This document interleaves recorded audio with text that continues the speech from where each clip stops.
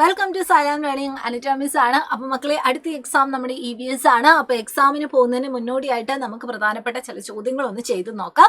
അപ്പൊ നമ്മുടെ ഒന്നാമത്തെ ചോദ്യത്തിലേക്ക് നമ്മൾ ഇതാ ഡയറക്റ്റ് ആയിട്ട് കടക്കുവാണ്. ഫസ്റ്റ് ക്വസ്റ്റ്യൻ എന്ന് പറയുന്നത് ഇതാണ്: friends of Chithirapuram school visited a biodiversity garden.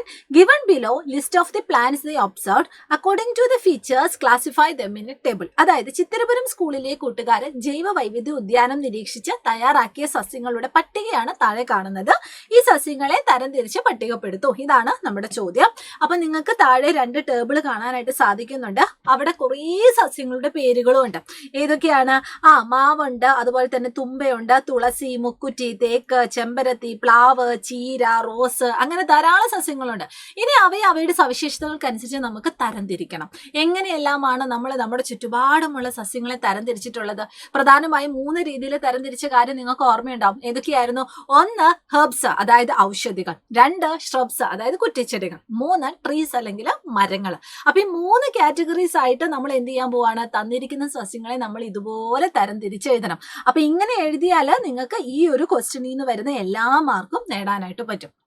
Okay, അപ്പൊ എല്ലാത്തിനുമുള്ള കുറച്ച് ഉദാഹരണങ്ങൾ നിങ്ങൾ ഓർത്ത് വെക്കാം. അതായത് ഇപ്പൊ ഒരു ഉദാഹരണം പറയുകയാണെങ്കിൽ ഔഷധികൾ, അതായത് ഹെർബ്സ്, അതിനുള്ള എക്സാമ്പിൾസ് ഏതൊക്കെയാണ്? തുമ്പയുണ്ട്, ചീരയുണ്ട്, മുക്കുറ്റിയുണ്ട്. അപ്പൊ മുക്കുറ്റി എന്നൊക്കെ പറയുന്ന ഒരു ഔഷധ ചെടിയാണ് എന്ന് മക്കൾക്ക് ഒരു ഓർമ്മ വേണം. അതേപോലെ തന്നെ കുറ്റിച്ചെടികൾ, shrubs, അതിന് ഉദാഹരണമാണ് നമ്മുടെ തുളസി, അതുപോലെ തന്നെ ഹൈബിസ്കസ്, അതുപോലെ തന്നെ റോസ്. ഈ തുളസി എന്ന് പറയുന്നത് നമ്മുടെ ഹെർബ്സ് അല്ലെങ്കിൽ ഔഷധികളുടെ കാറ്റഗറിയിൽ നമുക്ക് ഉൾപ്പെടുത്താവുന്നതാണ്. അതേപോലെ തന്നെ അത് shrubസുമാണ്, കുറ്റിച്ചെടിയുമാണ്.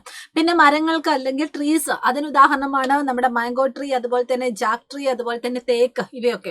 അപ്പൊ എല്ലാത്തിനും കുറച്ച് ഉദാഹരണങ്ങൾ നിങ്ങൾ പഠിച്ചു വെക്കുക. അതുപോലെ തന്നെ ഇവയുടെയൊക്കെ കുറച്ച് പ്രത്യേകതകൾ പഠിച്ചു വെക്കാം.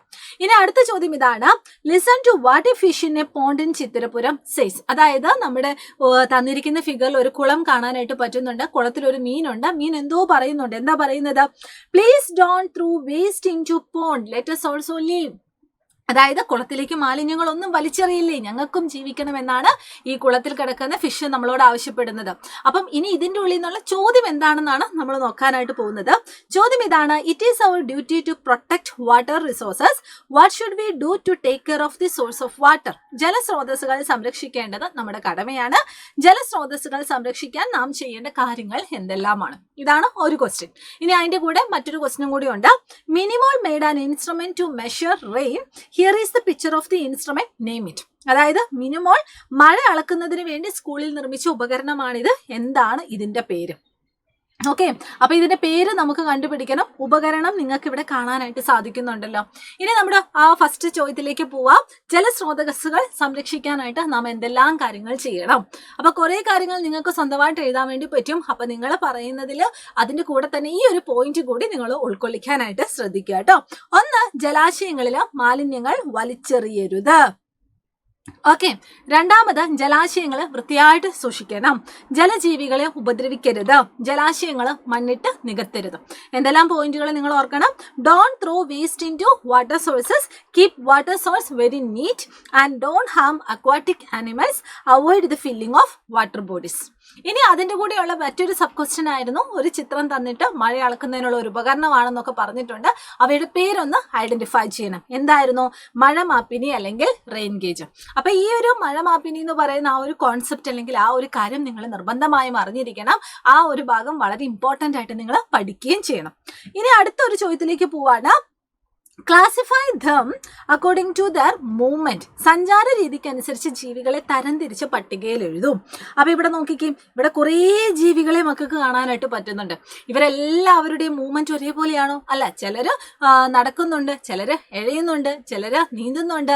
ഇനി അതുകൂടാതെ ചിലരെ നോക്കുവാണെങ്കിൽ നമുക്ക് പറക്കുന്നതായിട്ടും കാണാൻ പറ്റും. അപ്പൊ മൊത്തത്തിൽ, അതായത് ജനറലി ഇങ്ങനെ വിവിധ തരത്തിലുള്ള സഞ്ചാര രീതികൾ ഉണ്ടെങ്കിൽ പോലും തന്നിരിക്കുന്ന ചിത്രത്തിലുള്ള ആനിമൽസ് അല്ലെങ്കിൽ തന്നിരിക്കുന്ന ചിത്രത്തിലുള്ള ആൾക്കാരെ വെച്ചിട്ട് നമുക്ക് എന്ത് ചെയ്യണം? പലതായിട്ട് നമുക്ക് ഇങ്ങനെ തരംതിരിക്കണം.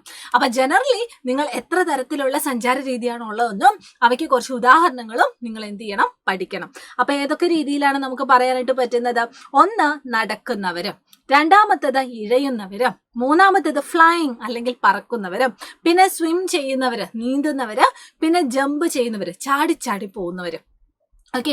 അപ്പൊ കുറേ ചിത്രങ്ങൾ തന്നാൽ, കുറേ ജീവജാലങ്ങളുടെ ചിത്രങ്ങൾ തന്നാൽ അവരുടെ മൂവ്മെന്റിന്റെ അടിസ്ഥാനത്തിൽ നിങ്ങൾ എന്ത് ചെയ്യണം? തരംതിരിക്കണം. അപ്പൊ എല്ലാ ചിത്രത്തിലും അല്ലെങ്കിൽ എല്ലാ ചോദ്യത്തിലും ഇതുപോലെ എല്ലാ രീതിയിലും തരംതിരിക്കാനൊന്നും ഉണ്ടാവില്ല. അതുകൊണ്ടാണ് മിസ് പറയുന്നത് ഏതൊക്കെ ആൾക്കാരെയാണോ തന്നത് അതിനനുസരിച്ച് വേണം നമ്മൾ പട്ടികപ്പെടുത്താനായിട്ട്. അപ്പൊ കുറേ ചോദ്യങ്ങളാണ് നമ്മൾ നോക്കിയത്. അപ്പൊ ഇതുപോലുള്ള കുറേ ക്വസ്റ്റ്യൻസ് ഒക്കെ നിങ്ങൾക്ക് നമ്മുടെ ഇന്നത്തെ ഈ ഒരു ദിവസം നമ്മുടെ യൂട്യൂബ് ചാനലിൽ നിങ്ങൾക്ക് കാണാനായിട്ട് പറ്റും. അതുകൂടാതെ തന്നെ നമ്മുടെ യൂട്യൂബ് ചാനലിൽ കഴിഞ്ഞ കുറേ ദിവസങ്ങളായിട്ട് കുറേ ക്വസ്റ്റ്യൻസ് നമ്മൾ തരുന്നുണ്ട്. എല്ലാ ക്വസ്റ്റ്യൻസും നിങ്ങൾ കാണുക, എല്ലാ വീഡിയോസും കാണുക. അതിന്റെ കൂടെ തന്നെ ഇന്ന് കൃത്യം 7:30ക്കുള്ള നമ്മുടെ EVSന്റെ മെഗാ മാരത്തോണിൽ ജോയിൻ ചെയ്യാനും ശ്രമിക്കുക കേട്ടോ. അപ്പൊ എല്ലാ മക്കൾക്കും all the very best and thank you so much. Bye bye.